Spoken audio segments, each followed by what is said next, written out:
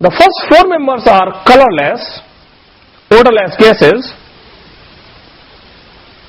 Pentane to heptadecane, that is C17H36, are colorless, odorless liquids, while higher alkanes are colorless solids. Carbon-carbon chain in alkanes consisting of more than 2 carbon atoms is not linear but zigzag. But for the sake of convenience, the carbon chain is usually drawn as the straight chain. Alkanes are insoluble in water but soluble in organic solvents like benzene, ether, etc. Their solubility decreases with increase in their molecular weight. However, the liquid hydrocarbons themselves are good non-polar solvents for other non-polar organic solvents. Alkanes are always lighter than water, and this explains why fire of burning liquid paraffin can't be extinguished by throwing water over the fire, because liquid paraffin flows over water surface and hence continues to burning. In case of normal alkanes, boiling points rise with increase in number of carbon atoms. The gradation in boiling point can be explained in terms of intermolecular forces of attraction. Since alkanes are non-polar compounds, their dipole moment is zero,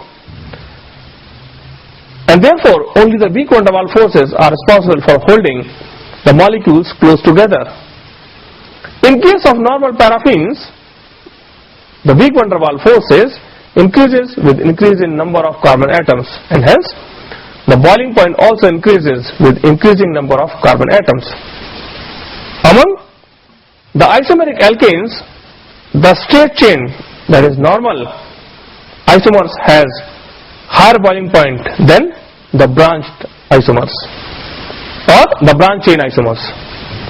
The greater the branching of the chain, the lower is the boiling point. For example, N-pentane, CH3, CH2, CH2, CH2, CH3 has the boiling point 36 degrees centigrade. Isopentane, CH3 whole twice, CH, CH2, CH3 has the boiling point 28 degrees centigrade. With the neopentane, CH3 whole 4C has the boiling point 9.5 degrees centigrade. In fact, lowering of boiling point with increased branching of the chain is a characteristic feature of all the families of the organic compounds.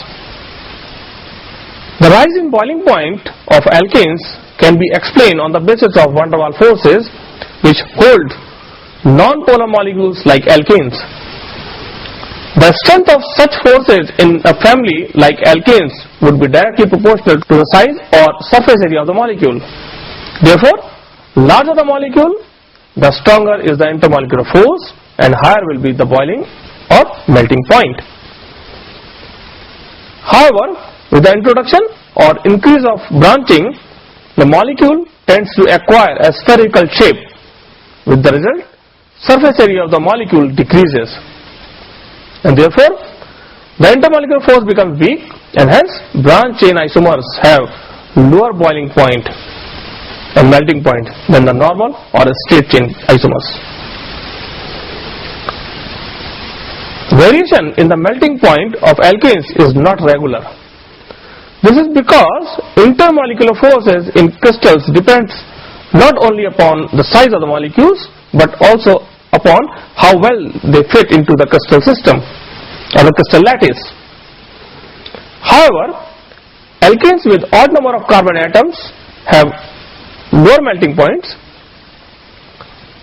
than the next lower and next higher alkanes having even number of carbon atoms.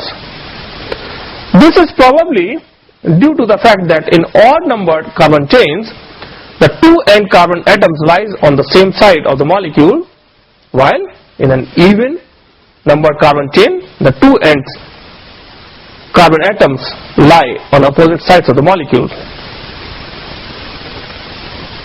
The odd numbered carbon chain, note that the two end carbon atoms are lying on the same side. In even numbered carbon chain, note that the two ends carbon atoms are lying on the opposite sides. Therefore, even numbered alkanes having n carbon atoms on the opposite sides of the molecules pack in such a way as to permit greater intermolecular attraction and therefore have higher melting points. Representation of the structure of methane. The structure of methane molecule can be represented in three ways. A. The tetrahedral structure. According to this structure, carbon atom lies in the center of the regular tetrahedron and the four hydrogen atoms attached to it are present at the corners of the vertex of the tetrahedron. Therefore, each face of tetrahedron is an equilateral triangle and has